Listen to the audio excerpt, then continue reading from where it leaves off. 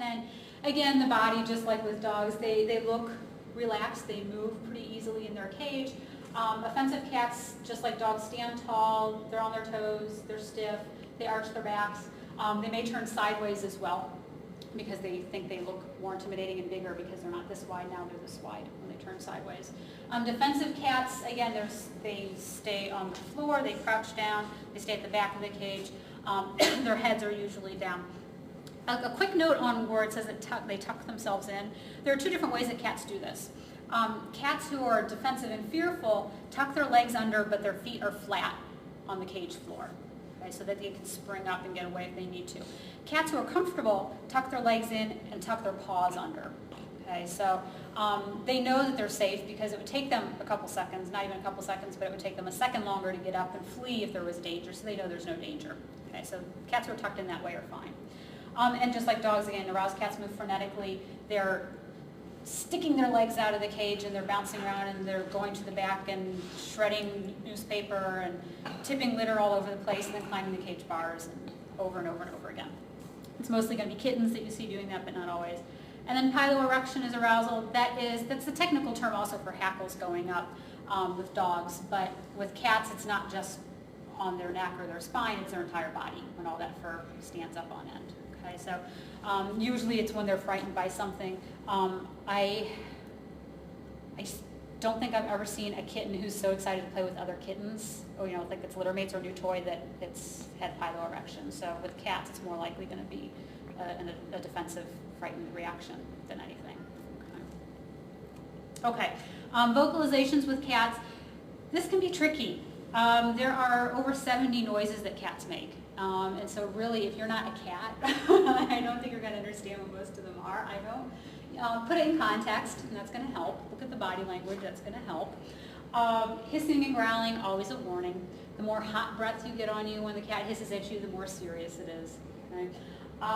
Purring is something we do want to talk about, though. That's not always a sign that a cat is happy.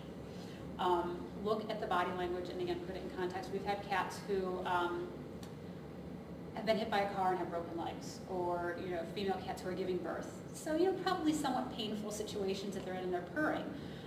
We feel partially it's a calming mechanism. Again, like maybe yawning to dogs, or for like a more human comparison, if you were out someplace at night, you're like, oh, this is kind of a bad neighborhood, and there's nobody around and it's dark. You might start singing or humming to yourself, say everything's fine, and calm yourself down. We thought cats might be purring as a way to do that, kind of trick themselves into feeling okay. But some research was done, this has actually been a while now, maybe 8 years, found that the vibrations that come from purring can be strengthening bones and helping cats heal after injury and during stress. Okay, so, also I think that's fascinating that they can do that. That's why they've been on this planet for so long, if they can heal themselves. That's pretty cool. All right, questions on cats before we go on to the last video. No. Okay. Again, we've got changing emotions. We're going the opposite. So we're going to start with a cat who's aroused, just so you can see all the signals and signs of that. But then he calms down pretty quickly, and that's nice. You want to see that kind of recovery. This is the kitten who's actually hissed or snarled at earlier about the dog who took her bed. And the dog is in the picture again, and that's why he's acting this way. So you see the piloerection. The tail is actually arched. It's not standing up, so he's definitely defensive. His back is arched. Already the piloerection is going down. His fur is looking more normal. His ears are looking more normal. He's moving a bit more relaxed. He's not looking quite as stiff when he walks. Shortly he's going to jump down onto the floor also, so he's, again, a little more fluid. All of a sudden the dog is there, and that's why that tail starts going a little bit, and he backs up again. But then he comes over and rubs against my leg. So he calmed down pretty nicely. Okay. That kneading that he was doing with his paws, that is a sign of contentment generally. I don't know, actually he never stopped doing that. We had this cat in our office for a couple of weeks for rehab, and he did this all the time.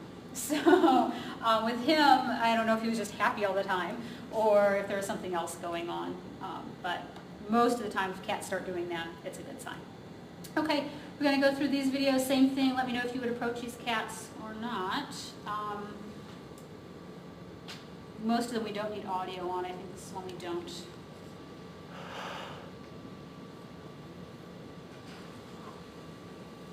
Oh, I'm sorry, we do a peek.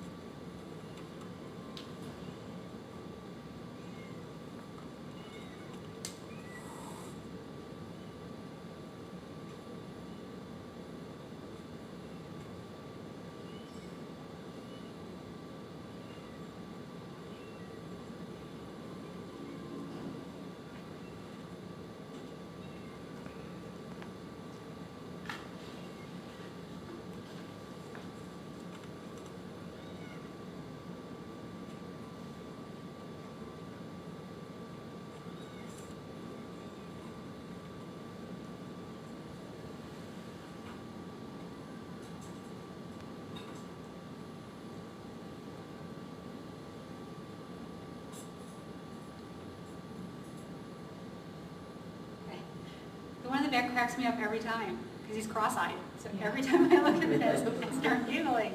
He's so cute. All right, would you approach these three or not? Mostly some head shakes, some are like, I don't know. Those of you who say no, why not? There's hissing. Okay. Anything else? Back of the cage. Back of the cage, the other two are in the back of the cage. I was just going to say, those two, Mm-hmm. I wouldn't. They seem frightened, and Mm-hmm. the other one seemed frightened at first, but then seemed to kind of calm down a little bit. Okay. Yeah, and that's exactly how I feel about them too. Now, certainly, I would say again, this is not necessarily one of those things where there's a right or wrong answer. If you feel like you don't want to, if you've got signs and you're like, that doesn't want me bothered, absolutely go with that. I would feel okay with, yeah, those two I would leave alone. They are at constricted pupils now, notice. They were dilated at first, and they've just been constricting and constricting the whole time. So it's not because the sun all of a sudden came into the room. They also were growling. I don't know if you can hear that through the audio or not, but there was some growling.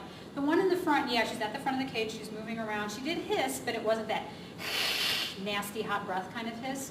And the rest of her body language looked okay, actually. She was walking around a bit, looked pretty fluid, and she sat at the front. If you felt like it, I would say you could put your hand up to her, see what her reaction was. If she seemed okay, maybe tickle her, pet her a little bit between the bars. If she still seemed okay, then maybe open up the cage and try petting her a little to see how she does. It's certainly something you would want to take in little steps and see the reaction. The other two I would definitely leave alone. They're not ready right now. Okay? Yeah.